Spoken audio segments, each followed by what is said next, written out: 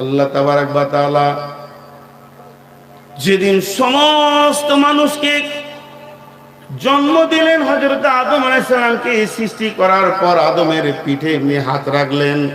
হাত রাখার পর ঝুরঝুর করে বালুর মতো পড়লো।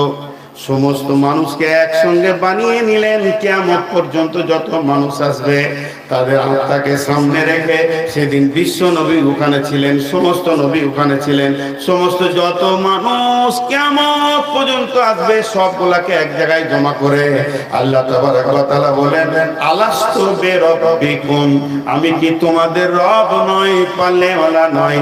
আমরা বললাম ক্বালু বালা। ভুলে যাব বলে পেছনে পেছনে কোরআন দিলেন, নবী দিলেন, আমরা ওটা মনে রাখতে পারবো না বলে দিয়ে দিয়েছেন। তাহলে আমরা আল্লাহ বলছি কোরআনে যখন এসেছে, তাহলে এই ঘটনাটা আমাদের ঘটেছে, আমরা আল্লাহকে রব বলে মেনে নিয়েছি। আল্লাহ এটা প্রথমেই কেন আমাদেরকে দিয়ে দিলেন? আল্লাহ এটা প্রথমেই কেন দিয়ে দিলেন? আল্লাহ এটা প্রথমেই দিলে কেন? জন্মের প্রথমে সিরিয়াল একে সে তার নিজের পরিচয়টা কেন দিলেন? আল্লাহ এই জন্যই এটাকে দিলেন, যেহেতু আখিরাতের প্রথমেই প্রশ্ন হবে তোমার রব কে। তাহলে আল্লাহ আগে শিখিয়ে দিয়েছেন, বুঝিয়ে দিয়েছেন। এরপরে কবরে যখন যাবেন ওই কথাটাই শুনতে পাবেন, মান রব্বুকা, তোমার রব কে। আর বান্দা বলবে রব্বি আল্লাহ। কোন বান্দা বলবে?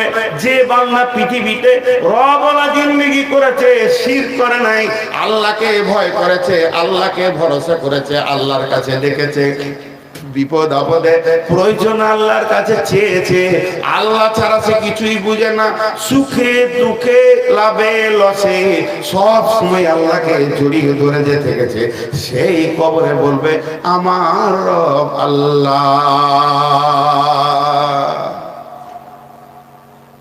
তার মানে এক কথাই বলে দিই, কবরে যাওয়ার আগে পর্যন্ত আল্লাহকে যে জড়িয়ে ধরে রেখেছে নিজের সঙ্গে, সে তাকে আর শিখাতে হবে না, তার মুখ দিয়ে অটোমেটিক বের হবে আমার রব আল্লাহ। নাম্বার 2, মা দিনুকা, তোমার দিন কি? মা দিনুকা, তোমার দিন কি? মা দিনুকা, তোমার দিন কি? কে বলবে আমার দিন ইসলাম।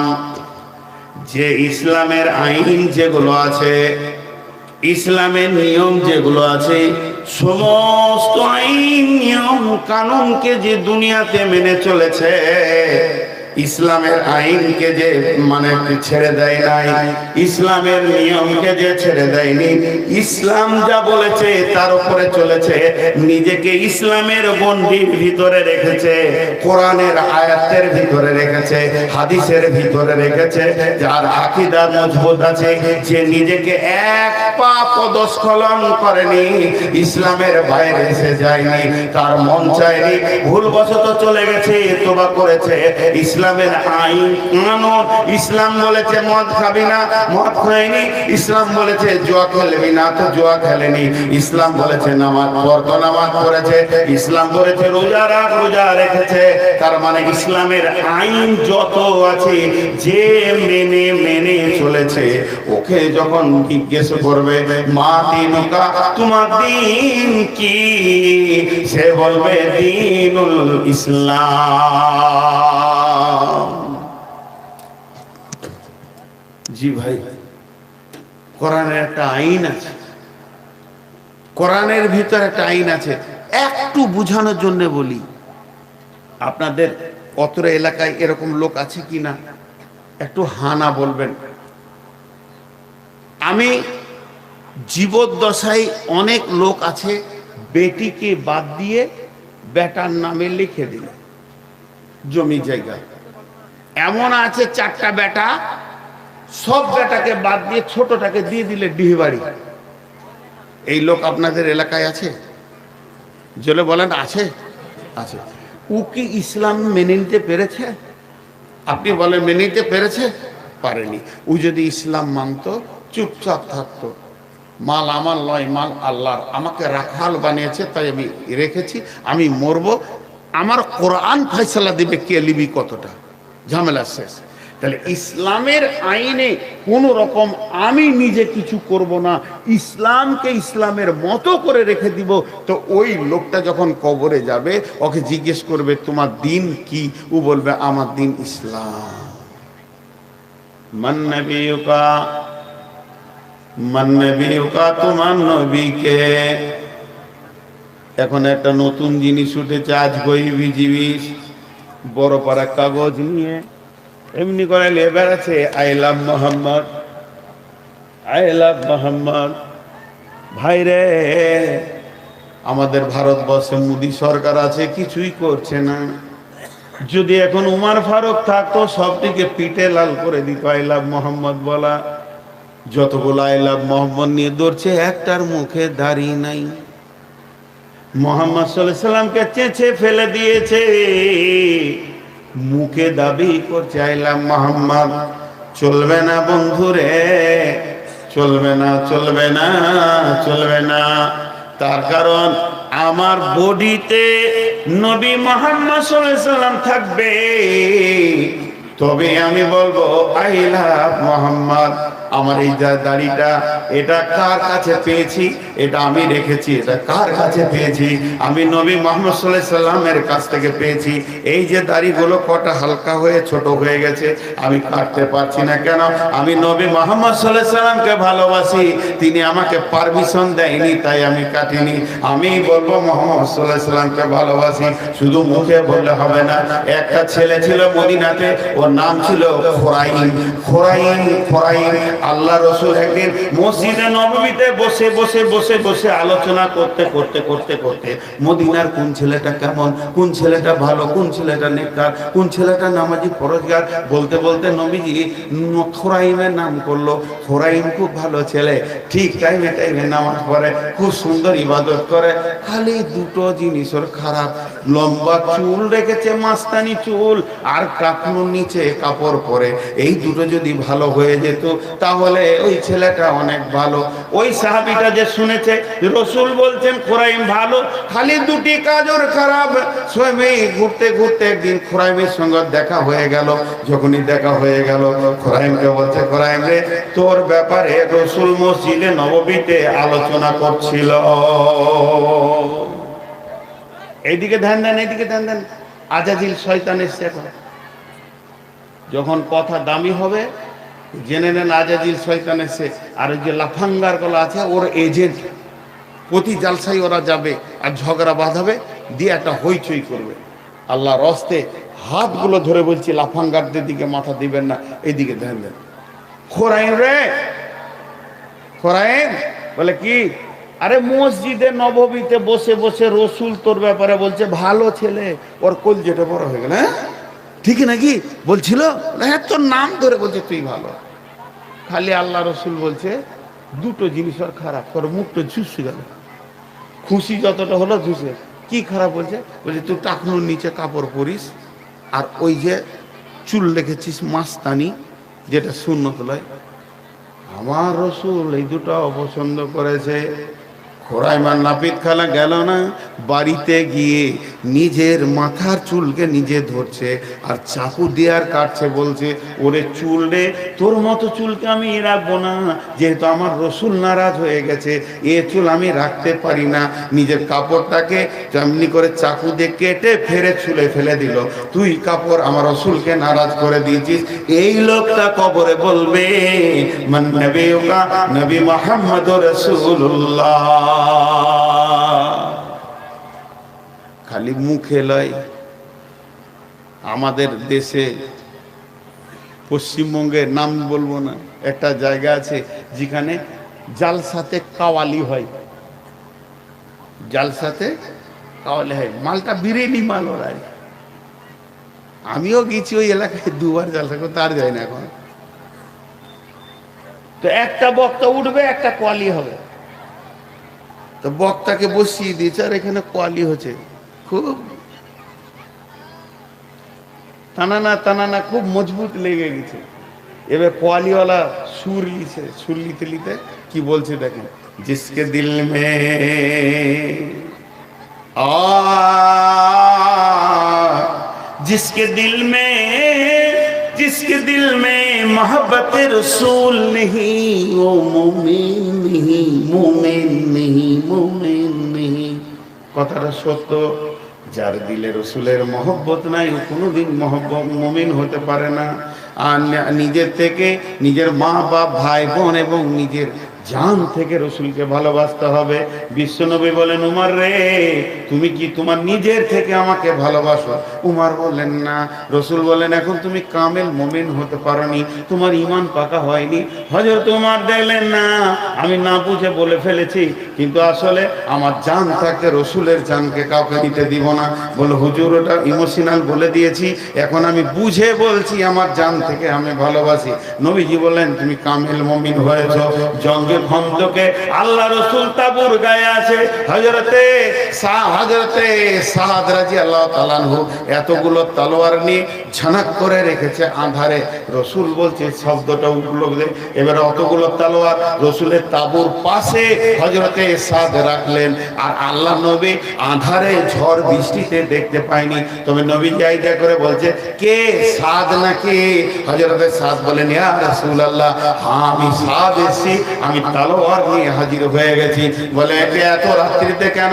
বললেন, আমার মতো সাদের লাখো প্রাণ থেকে একটা নবী মুহাম্মদের প্রাণের দাম অনেক বেশি, তাই আমি তলোয়ার নিয়ে এসেছি, আপনাকে সারা রাত পাহারা দিব।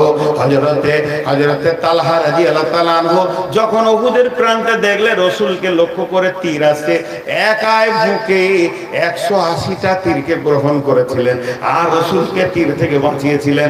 এর জন্য যার দিলে রসুলের মহব্বত নাই ও মুমিন হতে পারে না।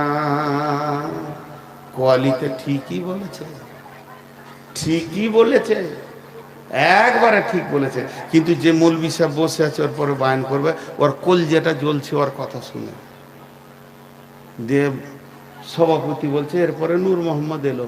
তো লোক তো জানে যে নূর মোহাম্মদ উঠেছে মানে কোয়ালি বলবে না, প্রথমেই বলবো আসসালামু আলাইকুম, দিয়ে বলবো আলহামদুলিল্লাহ নাহমাদুহু ওয়া নাস্তাইনুহু ওয়া নাস্তাগফিরুহু।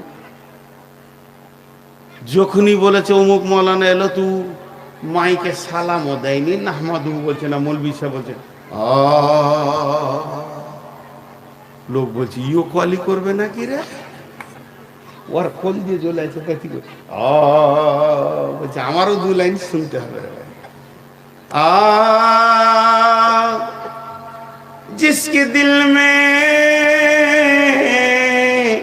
मोहब्बत रसूल नहीं वो मोमिन नहीं। बात तो सही, मगर मेरी कवाली तो सुनो।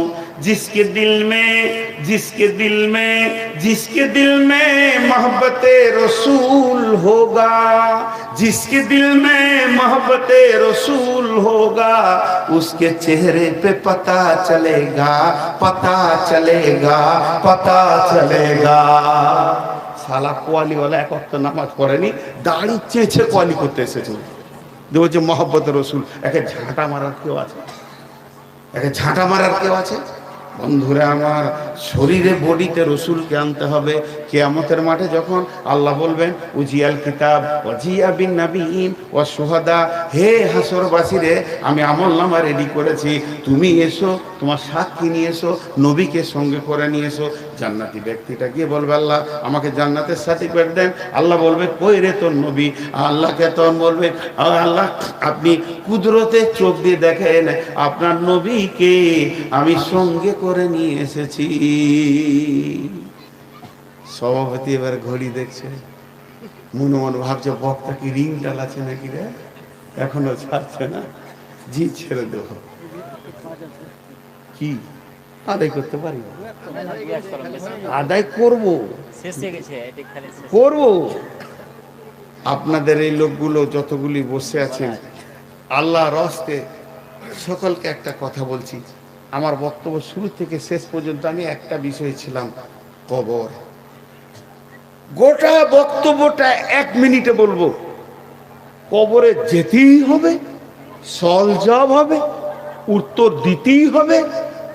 কবর একটা এমন যাঁচের জায়গা যেখানে আপনাকে চেক করে ছানবিন করে আপনার ইমানের সমস্ত কিছু চুন চুন করে বের করে নেবে, তারপরে পরপরে আপনার রাস্তা দেখিয়ে দিবে জান্নাত না জাহান্নাম। এই কবর হলো একটা জান্নাতের সুলঙ্গ, জান্নাতের টুকরো, আর জাহান্নামের সুলঙ্গ, জাহান্নামের গর্ত। এই জিনিসটা আমাদেরকে ভাবতে হবে। তাই কবরের জন্যে বারবার রসুল জানাজার কথা বলেছেন, তোমরা জানাজায় যাও, জানাজায় নেকি নাও, নেকি নাও। কবরে জিয়ারতের করা আছে। এখন তো কবর জিয়ারত আমরা ছেড়ে দিয়েছি। কবর জিয়ারত করলে আমি যদি আমার বাপের কবরকে যাই আর ঘরে দোয়া করি, আমার বাপের জন্য একই ব্যাপার। আমি যদি এখান থেকে দোয়া করি, আল্লাহ আমার বাপের কবরটাকে জান্নাতুল ফেরদৌস বানাও, আমার মায়ের কবরটা জান্নাতুল ফেরদৌস বানাও, যে নেকিটা পাবে কবরের পাশে গেলে ওই নেকিটাই পাবে। তাহলে মুর্দার লাভ নাই, কিন্তু যে ব্যক্তি জীবিত লাভ আছে।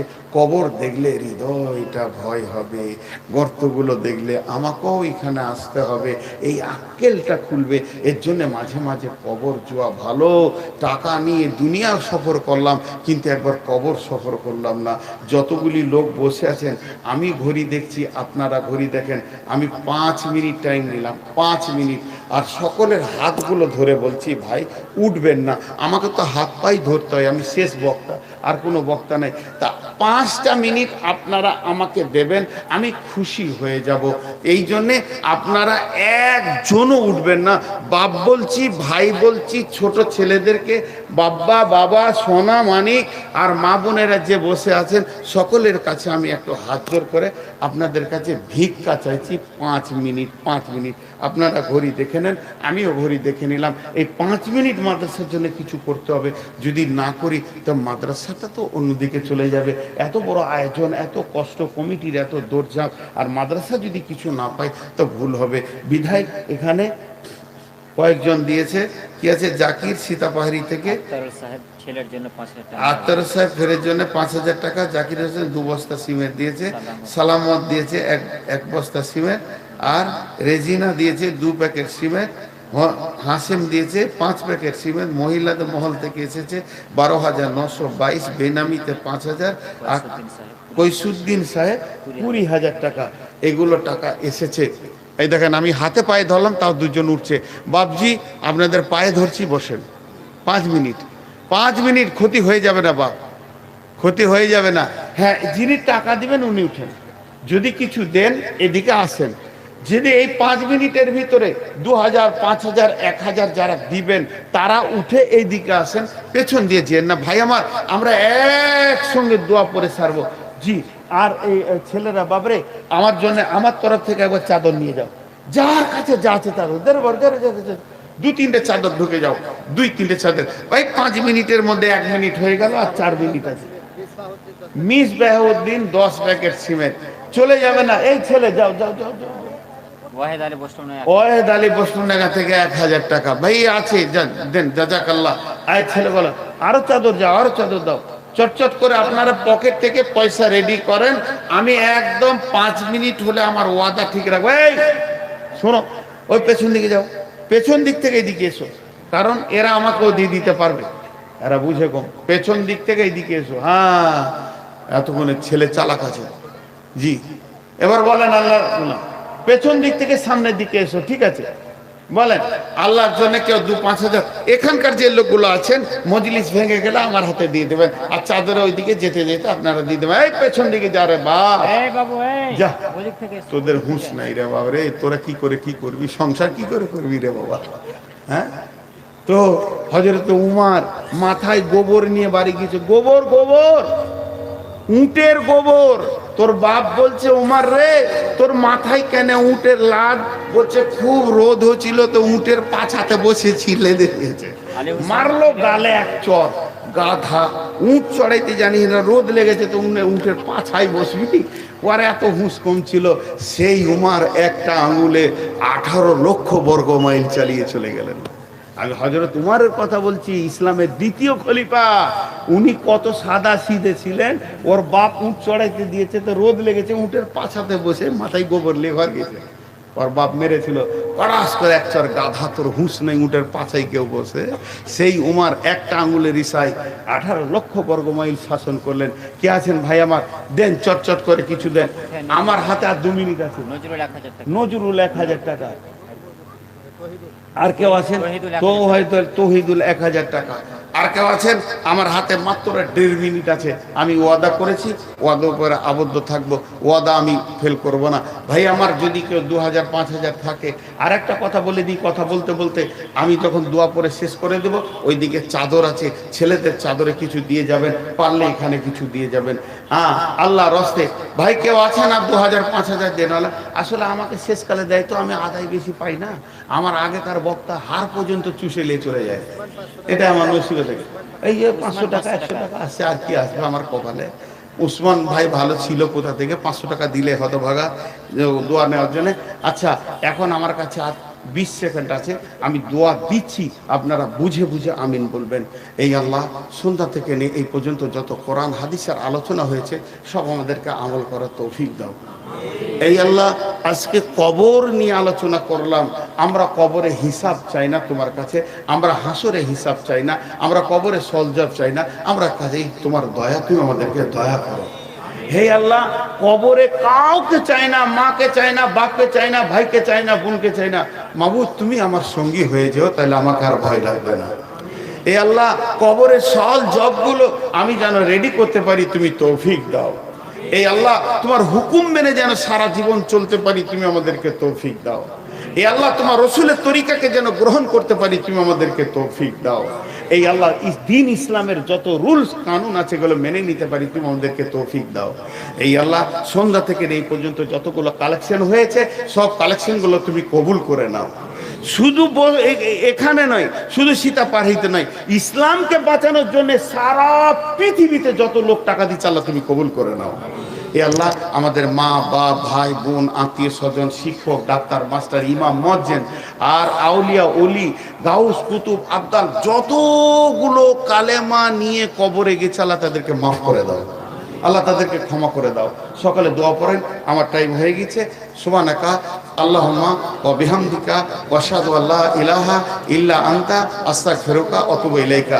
আপনারা উঠতে পারেন, কিন্তু আমি বসে থাকবো 2 মিনিট। কারো যদি কিছু দেওয়ার থাকে দিয়ে যান, আল্লাহর রাস্তে এই মাদ্রাসার জন্য কিছু দিয়ে যান। জাযাকাল্লাহ হাইয়াকাল্লাহ। এ আল্লাহ, তোমার বান্দা আরো 1000 টাকা দান করেছেন, 2000 টাকা দান করেছেন না, 2000। জাযাকাল্লাহ, যদি কারো দেওয়ার থাকে দিয়ে যান। জাযাকাল্লাহ হাইয়াকাল্লাহ বারাকাল্লাহ আলহামদুলিল্লাহ। ছেলেরা চাদর আছে, মাশাআল্লাহ চাদর আছে, দেখেন চাদরওয়ালারা ঘুরছে, কিছু দিয়ে যান।